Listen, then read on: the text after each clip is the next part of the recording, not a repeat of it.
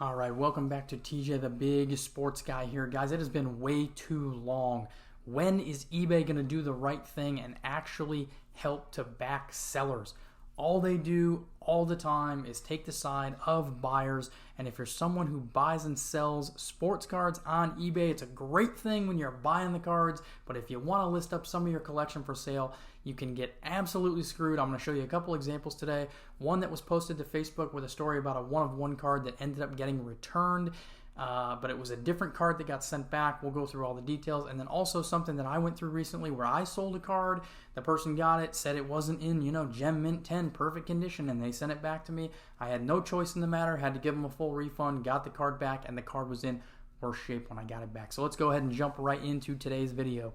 All right, so the first thing that we're going to take a look at here, I did see this on Facebook. I'm going to go ahead and throw up a screenshot. This person did go ahead and provide additional screenshots from their eBay page showing that they gave a full refund to the buyer as well. So we're going to go ahead and walk through this. I didn't get screenshots of all that stuff though. I didn't think it was super important that I show you every single thing, but I do want to talk through what happened here. So as you can see from the picture, this is a one-of-one Mark Andrews autograph card. I don't know exactly how much it's sold for. Being Mark Andrews, it is a one-of-one. I'm guessing it was like $200 or less. The other reason I say that is because it didn't go through eBay authenticity. As all of you may know, if you sell something over $200, typically it will go through the eBay authenticity process. Once that card has been authenticated by eBay, if something happens with a return or something happens where the package gets lost en route to the actual original buyer, eBay then assumes that responsibility, right? So they will send it out. I had this happen with a Tom Brady downtown PSA 10 one time. I sold that card, sent it through eBay authenticity. It was authenticated. It got sent to the buyer. The package was then lost. That buyer got their money back, but I was not out the money either since the card was lost and I wasn't going to get it back. All right, so here's what happened. The buyer's name is Michael Demetrio from Eastchester, New York. So if anyone knows who that person is, probably stay away from them. They are going to be a scammer for running this scam. Basically what they did, they went on eBay, they bought this Mark Andrews one-of-one autograph. They received the card. They said there was some kind of an issue with the card and they wanted to send it back for a refund, but they mailed back a completely different card. So the person that sold this got back a card that was not the Mark Andrews one-of-one auto. It was some other card. I don't know exactly what it was, but it was something else inside the envelope. And as you know, there's really no proof with this that you can provide to eBay where they'll take your side as the seller. If you get the package back and you open it and it's the wrong card, you can take pictures of that. You can upload that to eBay or try to get in touch with their support somehow, which is also a pain in the ass to try to go through and do. But they basically don't side with you. They just give the money back to the person that bought the card because there was an issue and they refund it. And this is a huge issue. This has happened a lot in the hobby.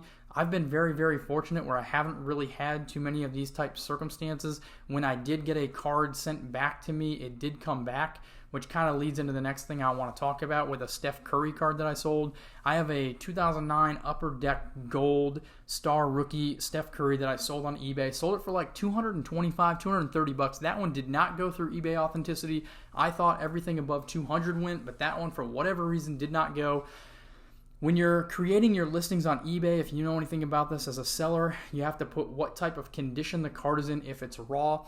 I almost always will select near mint or better because as anyone who is a seasoned person in the hobby understands, near mint means like a PSA 8, right? If you see a PSA label, an 8 is near mint. So if there's not any major flaws, there might just be a little bit of wear on an edge or something where the card's not going to gem, but it could still potentially get an 8 or a 9. Majority of raw cards are going to go near mint.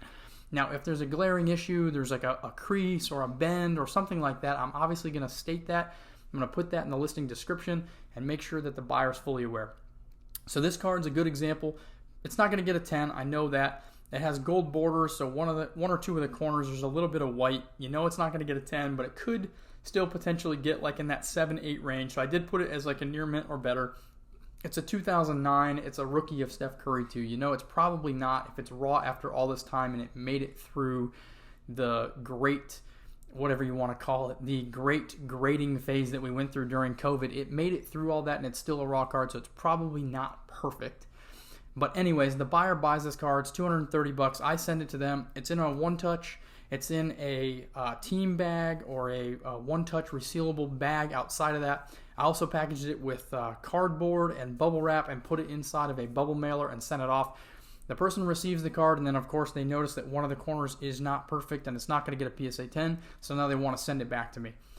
In my opinion, the corner looked worse when I received it back, or from the picture that the buyer sent to me when they said they received it, than the state that I shipped it in. However, they got it in one piece. The One Touch wasn't broken. It was in a bag. It was also protected with bubble wrap and cardboard, so I have no idea how that would have even been possible. My guess is that they took it out, something happened to the corner, then they've got to send it back to me. So once again, eBay lets them ship it back to me, lets them get a label, lets them package it up, sends it back to me. I do get the card back, but now I've got to refund the entire amount for the purchase, and I'm left with a product that is in worse condition than when I sent it to the person to begin with. So there's a huge flaw in the way that eBay does things, and it's really, really bad for sellers of items like this, where condition is so important and you're trying to do your best as a seller to tell people ahead of time what it is, but you've got so many buyers out there that are expecting a PSA 10. They want to be able to grade the card, and so it puts you in a really bad spot, and it makes you not want to use eBay as the platform where you're selling your cards. So this is a really big thing that I think eBay needs to address. They've done a really poor job of addressing this. This has been one main point of feedback in the hobby for a very long time. They've done absolutely nothing about it. So it's time for eBay to step up. It's time for them to do the right thing and start helping out sellers, and at least have a third-party mediation process look at all of the evidence between the buyer and seller and actually figure out what's going on. And maybe you give back a 90% refund, maybe it's a 75% refund. In the case of this Michael guy who bought this card, he's just scamming. He's now got a card that he got all of his money back for as well. That can't be happening. That's a really bad look for the hobby. It's a bad look for eBay. It's awful for sellers. It leaves a bad taste in their mouth. If they don't want to use the platform, buyers can't be getting away with this kind of stuff either. So it's time for them to step up and do the right thing and actually take care of the sellers who make them a lot of money. I mean, the sellers are listing millions and millions and millions of items daily on eBay, and the amount that eBay's making from those fees that they charge to sell on their platform should be able to take care of a few losses here and there if they need to compensate sellers who are trying to do the right thing and making them a ton of money. And I'm not saying that eBay needs to deliberately take a loss, but they need to do their due diligence and find out what's going on before just automatically deciding one way. What if the justice system worked like that? It wouldn't be very good, and I think we'd have a lot of things to talk about there.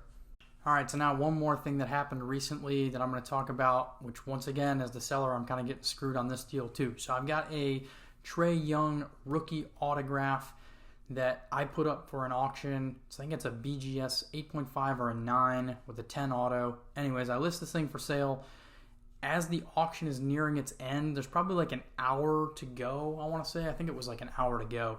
I noticed there were 2 accounts, both that were set to private, so I couldn't see anything about their feedback or anything, that decided to shill bid the card up. So the card was around $215 at the time, and then all of a sudden it explodes to $530. So me, being the good person that I am, I noticed that this transaction is happening. I go on there, I immediately rescind the 2 bids that were put on by these private accounts. So it takes the auction back down to $215, which is where it was actually at with someone who was actually winning the auction. And then I block both of the accounts on eBay, and I report their accounts for shill bidding to eBay. So I'm doing everything right as the seller. And then it ends up hurting me because the person who then wins it at $215 says that they saw they were outbid, and so they spent the money that they had for this card on something else. So now I don't make the sale. This card doesn't get sold on eBay, which then hurts eBay because they can't collect a commission on this. And then now I've got to go through the process of relisting the card after I just spent 7 days running an auction on the site. So once again, what is eBay going to do to step in and actually help sellers? They help protect buyers all day, every day. These accounts, they're clearly set to private. They're clearly shill bidding. They're doing things they shouldn't be doing on eBay. And as the seller, I'm reporting those things when I'm seeing them, and they're still not doing anything about this. Now, I understand they are not going to be able to monitor eBay so closely that they can get every single private or fake account that's shill bidding and block them and ban them from the site. It's not going to be possible. There's always going to be ways for people to get around that, create multiple accounts, etc. But it's such a pain when you're a seller and you list something for 7 days and you've got someone that's there that's willing to buy it, and then these fake accounts come in and they, bid up an auction artificially, and then the accounts aren't legit anyways, and then it ruins your sale, and then I've got to take time to relist the damn thing, which is like the click of a button, but I got to wait another 7 days, right, until it sells. And then I lost my original buyer because he saw he got outbid, and then he's like, I'm going to go buy something else instead, because maybe he set his bid at like the max and he was going to win at that. But then once it went above that, he's like, I'm not going to spend more, so now I'm going to go buy something else. So it really just hurts the whole process all the way around, and it's really pathetic that this stuff happens, but it does. It's been happening for years. eBay does nothing about it. Maybe they don't care about us. Maybe they don't care about me as a seller. Maybe they don't care I've got 100% feedback with over 1,000 items sold on eBay. I don't know. I'm not eBay, so I can't make up their mind for them. But if I was them and I wanted to keep the sellers happy, because they're the ones that actually make you the money, not the buyers, they might want to look into this. So hopefully you guys enjoyed that video, and I will catch you next time.